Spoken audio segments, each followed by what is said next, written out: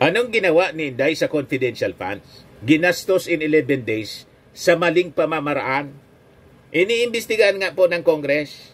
Kasi may mga specific na items na dapat lang pinupunduhan ng confidential funds. Lumitaw sa investigation ng Congress, mali yung paggamit.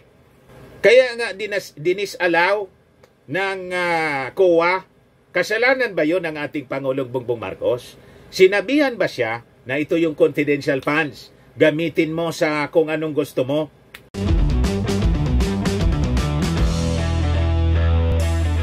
Ito naman po yung bago naming product na binibenta online. iGlow Serum Whitening po siya. Tingnan ninyo yung epekto sa aking anak na architect before and now. Yung mga inquiries po ninyo, dumiretso na lang kayo sa kanyang Facebook account, Riz Maravillas. Si Atty. Ari Roque, mga kababayan, walang kadala-dala, bumanat na naman po sa ating Pangulong Bongbong Marcos habang nasa pagtago sa kanyang lungga. Pero yung kanyang asawang si Myla, na wanted na rin po ng Congress kasi na-contempt. Ang sabi ni Congressman Dan Fernandez, may information sila na tumakas na. Nasa labas na po ng bansa. Nasa ibang bansa na daw po. But before ko mga kababayan ibigay sa inyo yung full story ng mga balitang yan, click subscribe muna dito sa ating YouTube channel and hit the notification bell para lagi po kayong updated sa mga kaganapan dito sa ating bansa. Like and share na rin po ninyo ng ating video. At huwag na rin po ninyo na skip yung ating mga commercial ads para tuloy-tuloy lang ang pag-unlad ng Bagong Pilipinas. Itong ating programa mga kababayan, atid sa inyo nitong ating mga sponsors. Firmax Firming and Lifting Cream. Pinapay po sa mga pulses in affected area. Mainam po ito sa mga pains at paninigas ng mga kaso-kasuan. Ito sa mukha naman yung application, anti-aging, Automax po siya. Ito iGlow Serum mga kababayan. Whitening po siya. Made in South Korea. Ito naman po, Nengxia Red Mix Fruit Drink. Gawa po siya sa goji berry. May anti-cancer properties po siya. At sa mga nagana po ng malinis and spacious fitness gym, pumunta lang po kayo sa aming Colossal Fitness Gym. May Grab car rental din po kami. At bills payment po sa aming office. At saka sa mga mahilig po sa mga imported bags, manood po kayo sa live selling ni Madam Aileen Rosales sa kanyang Aileen Closet po. Pati mga shoes, ito yung kanya po. Ito yung kanyang page. Kita ninyo, napakagandang mga online selling po siya. Si Madam Aileen Rosales. Cellphone number niya po, 773-798-7816. Balik tayo mga kababayan dito sa ating kwento. Ito yung latest na balita kay Myla Roque. Roque's wife denies refusing to appear before House Quad panel. Sabi ni Congressman Dan Fernandez, we have information niya that Myla Roque already left the Philippines. Yung audio lang po. What she is saying that she has been is not true to your mind. Yes, because what ako personally, when I asked for the medical certificate coming from the hospital, what I have read was the prescription detailing the situation, what she's been through, and hindi yung done to her last year, and surgery as well, alleging that she underwent. So we wanted to see the real cause of her real situation, and that's the reason why we're asking for all those documents. And ang hirap they're trying to find ways not to really to attend to the committee, and kung wala ka namang tinatago, di ba, you can even ask us to, biglang yaman kasi po on certain ways. For example, if she wanted to saan ginawa yung yaman? Pinapasubmit ng document po yung SALN. Ayun, tumakas. Wala na sila. Nagtago na po. Pati si Harry Roque. Evaded the hearing. As a matter, I think she went out of the country prior to us asking her. Sabi sa those, Singapore. certification coming from the hospital. Pero baka wala na doon. I am hearing of a country where she's in right now. Are you receiving the same information? Where is Myla Roque? That 2 hearings ago, there was an information that she went to. I'm not really sure, but I read it, but it's not. I think it's an Asian country. It's either Singapore or Malaysia. Sabi nagpa-check up daw. Okay, and the last point that I want to make, our last question regarding Myla. So yun, nasa labas na ng bansa. Could be Singapore or Malaysia. Basta Asian countries. Nagtatago na po silang lahat.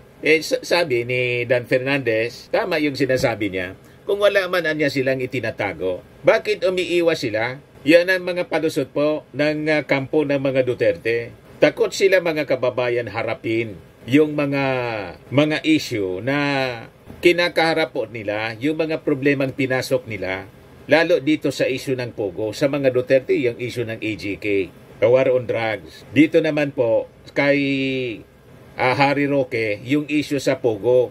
Konektado siya lahat po, mga kababayan. Ngayon, bumanat na naman po si Harry Roque. Ayun, tatapang-tapangan siya palagi. Roque blast Marcos for gaslighting Sara Duterte. Ikaw ang unang nang iwan. Laging binabaliktad po nila mga kababayan. Paano nga unang nang iwan? Napakalinaw po na ang kumala sa unit team, si Inday. Diba? Una kumalas mga kababayan sa Partido Lakas kasi nabuking mga kababayan yung plot. Ang gustong mangyari nila, gawin lang nila, pabayaan silang gawin yung mga plano nilang maitim. Laban sa administrasyon at wala lang na aksyon na gagawin yung ating administration. Napaka-abusado po.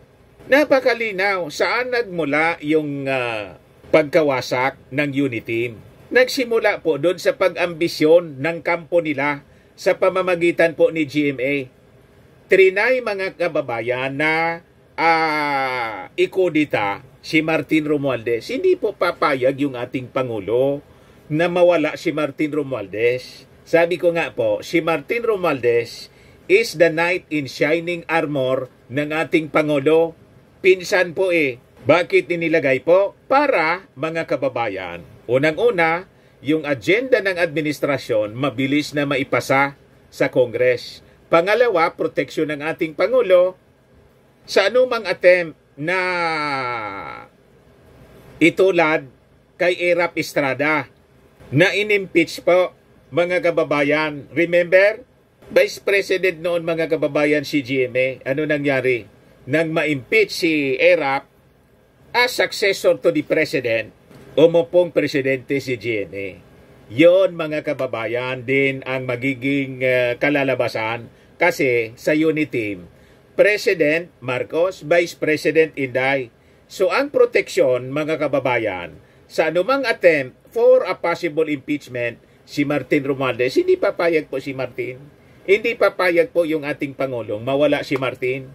May attempt po na ikudita. Remember yung plot? Nagsumbong yung ibang mga congressmen na nire-recruit po para ang ilagay po na Speaker of the House, yung barkada ni Inday, si GMA. Ayon, doon nagsimula po, natanggal si GMA. Dinimote as senior deputy speaker at hindi na po isinasama dati. Sinasabi ng ating Pangulong Bongbong Marcos, laging kasama sa mga foreign trips, siya niya yung aking secret weapon. Yung secret weapon pala ng ating Pangulo, nakaumang sa kanya yung weapon. Hindi po paiisa sa inyo. Nangyari na, may experience na po yung Marcos, yung tatay niya, di ba? Trinaydor sila ng mga nakapaligid sa kanya. Hindi na po pauulit. Nagwala si Inday po. Nag-resign po siya sa sa Lakas na siyang tumulong sa kanya na makaposisyon as Vice President at tinawag pong tambaluslos yung ating speaker. Then next mga kababayan, yung confidential funds. Pasalamat ngang binigyan kayo ng confidential funds. Pero hindi ibig sabihin na binigyan kayo ng confidential funds ay lulunukin ninyo in 11 days at hindi ninyo maipaliwanag ng maayos. Yan ang gustong sabihin nila. Na basta't binigyan sila ng pondo, bala na sila. Hindi ninyo pera yan. Yun ang pinagpuputok ng botsi, mga kababayan ni Inday. At ngayon, ito yung sinasabi ni Harry Roque. Yan Roque Blas Marcos for gaslighting Sara Duterte. Ikaw ang unang nangiwan. Paano mo nasabi? Inabando na daw ng ating Pangulo. Si Inday, iniwan daw.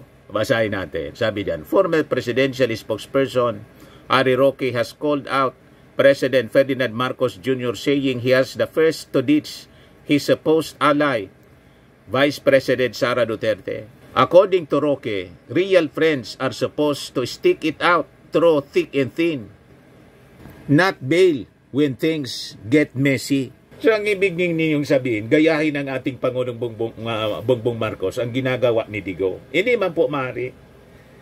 Hindi man po pwedeng tumulad sa pag-ugali ninyo na alam ng mali yung ginagawa ng kaalyado, kaibigan, tulad ni Pacquiao, nandun pa rin kayo. Hindi maaari ang ganon. Maling-mali ang ganyang pananaw. Kaya nga tingnan ninyo, ang support ngayon sa mga Duterte, 15% na lang. At yung ating Pangulong Bongbong Marcos, tumaas pa uptrend yung support ng mga Filipino kasi tama yung kanyang ginagawa. Bakit? Tama lang na hindi niya kinonsinte yung kanyang vice-presidente. Abusado Hindi niya kinonsinte si Pacquiao. Kahit nag-support si Pacquiao during the election, through SMNI, yung mga yung mga interviews na sinasabi ninyong sinusumbatan ninyo, dahil ba tumulong, ikukonsinti na yung masamang gawain.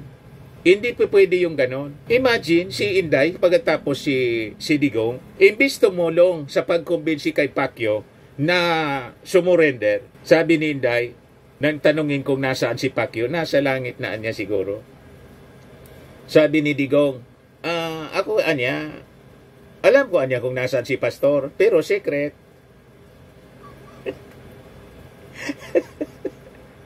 You see? O ngayon, iniimbestigahan sila, mga kababayan. Kasi nga po, mali yung mga ginagawa. Ang gusto ninyong mangyari, kahit mali yung ginagawa, konsentihin kasi kaibigan.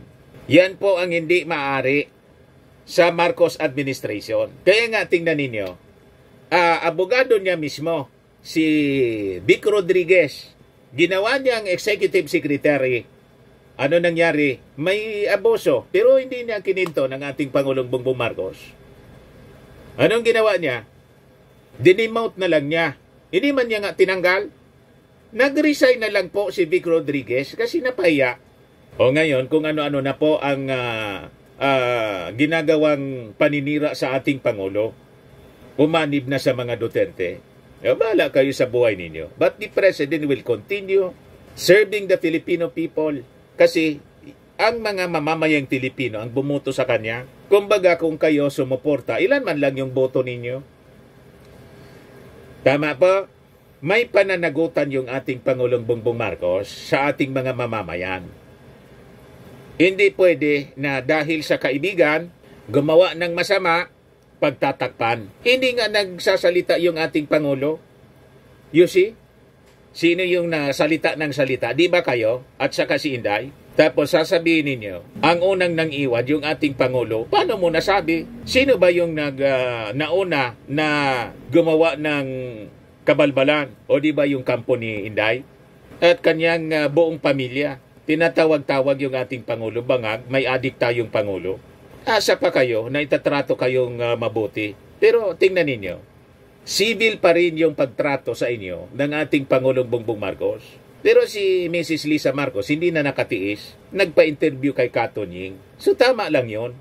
Pero tingnan ninyo, hindi na pinalaki ng ating Pangulong Bongbong Marcos. Talagang mabait ang ating Pangulo. Pati nga yung kanyang kapatid, imbis na kumampi sa ating Pangulo, kumampi pa sa inyo. Ayan tuloy, damay si Amy Marcos. Number 80 na lang sa survey. You see? Sabi ni Harry Roque dito, ang pagkakaibigan niya ay nagbibigayan, nagdadamayan, at nagkakaunawaan. Ang kaibigan, lalo na ang tunay na kaibigan, ay nakakadama kung ang kaibigan ay may dinadamdam, may sakit, masaya o may umaaway dito. Give and take, hindi iniiwan sa ere. Sabi po niya sa kanyang Facebook post. Sa madaling salita, ikaw, PBBM, ang unang nang iwan. Yan po ang sabi ni Harry Roque. Pinalalabas na iniwan ng ating Pangulong Bongbong Marcos si Inday sa gitna ng problema. Unang-una po, ang gumawa ng problema si Inday. Wala man siya dating problema. Binigyan pa nga po ng pondo ng confidential funds. Anong ginawa ni Inday sa confidential funds? Ginastos in 11 days sa maling pamamaraan. Iniimbestigahan nga po ng Congress. Kasi may mga specific na items na dapat lang pinopondohan ng confidential funds. Lumitaw sa investigation ng Congress, mali yung paggamit. Kaya nga dinisallow ng COA. Kasalanan ba yun ng ating Pangulong Bongbong Marcos? Sinabihan ba siya na ito yung confidential funds? Gamitin mo sa kung anong gusto mo? Wala mang ganon. Kasi ang thinking ng ating Pangulo, mga kababayan, sa kanyang pagkaunawa, si Inday is a responsible official. Naging mayor siya at abogado. Gagamitin niya yung pondo sa tamang pamamaraan. Iginamit niya sa mali. Pagkatapos, ang gustong mangyari ninyo, Atty. Harry Roque, nakagawa ng pagkakamali si Inday, tapos, kukonsintihin ang ating Pangulo kasi kaibigan. Tama ba yon? Kaya hindi kayo uubra. Yung mga argumento ninyo, kaya kayo nagtatago ngayon. Kasi ang dami ninyong ginawang mali. Kayo mag-asawa, nagtatago na ngayon. Si Myla, sabi nasa ibang bansa, kasi hindi may paliwanag kung paano dumami yung yaman ninyo. Ang gustong sabihin ninyo, konsintihin kayo sa inyong mga kamalian. Harapin ninyo ang inyong mga kamalian. Panagutan ninyo sa batas. Kasi wala man nagsabi sa inyo na gumawa kayo ng mali. It is your own volition. Nagkamali kayo, harapin ninyo ang inyong pagkakamali. Si Inday nagkamali, harapin niya ang kanyang pagkakamali. Yan ang mga responsible leaders. Hindi yung ituturo ninyo si President Bongbong Marcos na iniwan si Inday. Paanong iniwan? Kayo yung dumistansya eh. Saan ka nakakita? Kayo ni Tim. Tapos yung tatay, walang tigil sa paninira sa ating Pangulo. Tapos may nausog rally. Yung asawa mo, nasa gobyerno pa rin, nagtatrabaho. Pero nandun ka sa rally, sinisiraan yung Pangulo. Sino magugustong ganon? Sige nga, baliktarin natin. Sa panahon ninyo, kung ganon ang gagawin ng inyong kaalyado nga pero sinisiraan, in public pa, baka natukang na. You see? Imagine, nasa ibang bansa yung ating Pangulo, iniwan na caretaker si Inday. Imbis magtrabaho si Inday, nandun sa rally sa Liwasang Bonifacio, na ang sigaw, Marcos resign, tapos nandun ka pa. At sabi mo pa doon sa rally, iniintay lang na namin yung go signal.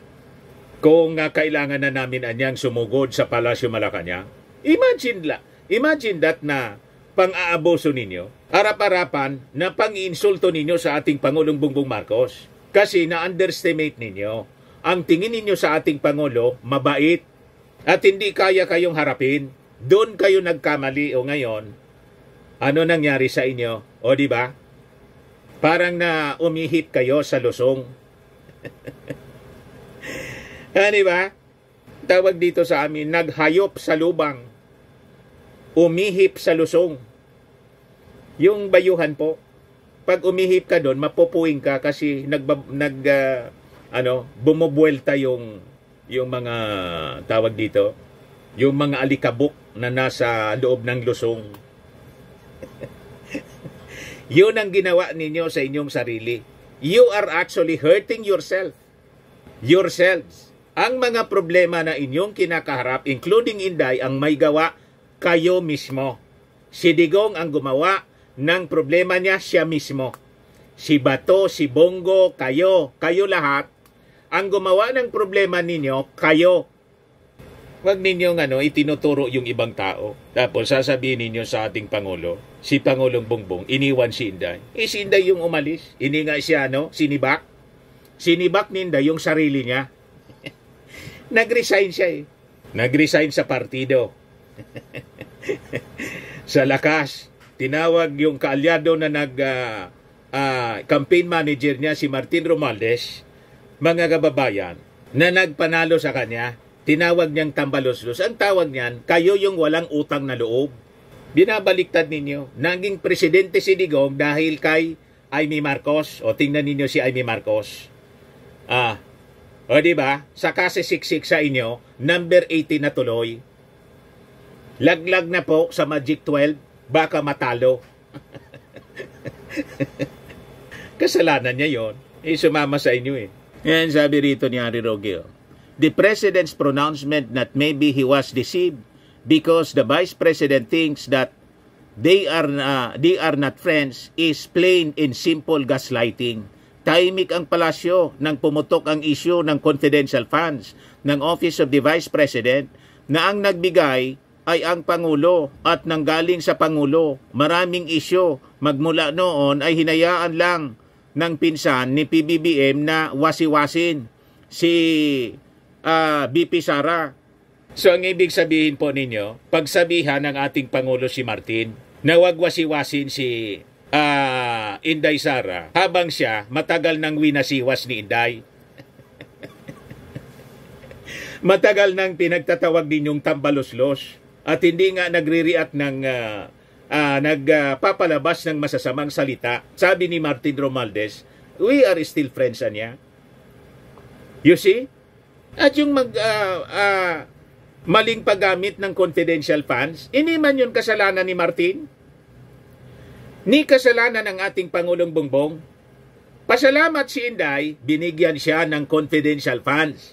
Sa pagbigay ng ating Pangulo ng confidential funds sa kanya, hindi nangangahulugan na gamitin niya sa mali. Ginamit niya sa mali. Tapos ang gusto ninyong mangyari, manahimik lang yung ating Pangulo, manahimik si Martin. Gusto pa ninyong idamay sa kagagawa ninyo? Sa totoo lang, yung ating Pangulo nga, biniblame ninyo na hindi i-defend, nanahimik. Buti nga, nanahimik lang. Di ba? Kung si Digong yan, baka kung anong sinapit ni Laila de Lima at yung sinapit ni Leni Robredo, baka kung ano nang kahihiyan, pinahiya na in public kasi sanay sa pagpapahiya in public ni Digong. Pasalamat kayo, natahimik lang yung ating Pangulo. Kasi walang ugali na tulad ni Digong ang ating Pangulo. Pero masyadong kalabisan na you demand sa ating Pangulo na dapat sumaklolo. Sobra na yon. Sasakluluhan pa yung Vice Presidente na yung tatay. Gusto nang ipakodita yung ating Pangulo. At si Inday naghihintay doon sa naghihintay doon sa Liwasag Bonifacio na mag-take over. Inapoint pa yung sarili niya as designated survivor. Ano tingin ninyo sa ating Pangulo? Tanga? Underestimate ninyo yung ating Pangulong Bongbong. Masyado kasi kayong assuming. O ngayon, para kayong tumalon sa kumunoy. Sumuko ka na sa Kongreso. Kasi pag hindi, mananatili kang pugante.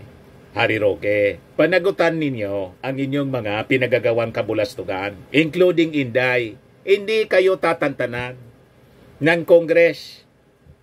Pati yung Quadcom. Sabi ni Benny Abante, Congressman, borrowing the words of Mike Enriquez, hindi namin kayo tatantanan. Yan ang sabi ng Quadcom. Mananagot ang dapat managot. Nagkasala kayo, harapin ninyo ang batas. Kung hindi kayo nagkasala, lalo na dapat ninyong harapin para linisin yung inyong pangalan. The fact na nagtatago kayo, flight is guilt, a sign of guilt. Yun po ang malinaw dyan, Attorney Harry Roque. Ang akala ko ba, napakatalino mo, abogado ka, napakayabang mo, bakit ka nagtatago? Magyabang ka pa ng magyabang. Sige lang. Isabi sa Bible po, yung mga mayayabang daw, binababa, yung mga mataas. In pride comes before destruction. Yan ang sinapit po ninyo. Tama pa? Huwag kami, Attorney Harry Roque. Sa mga naghanap ng malinis and spacious fitness gym, pumunta lang po kayo sa aming Colossal Fitness Gym. We also offer Grab Car Rental with our brand new 2023 model ng Toyota Innova. We also accept booking for those who are planning to travel via PAL, Cebu Pacific, and other airline companies, local and international, and bills payment for Meralco Bills, PLDT, Aleco Bills, etc. Ang Colossal Fitness Gym is located at 3rd floor Security Bank Building, Landco Business Park, Legazpi City, Albay. For inquiries, look for Chilon Maravillas. Contact number 0966-802-0949. Yan yung aming Innova. Lagi na pong matao sa amin.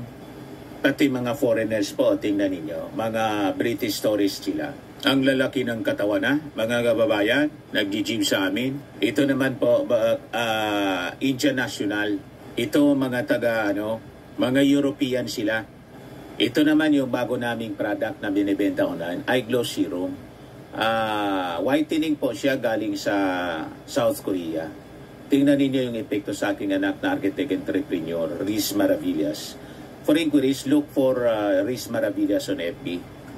Ito naman po, Firmax Firming and Lifting Cream. Pinapahid po ito sa mga pulses and affected area. Mainam po ito sa mga pains at paninigas na mga kaso-kasuan.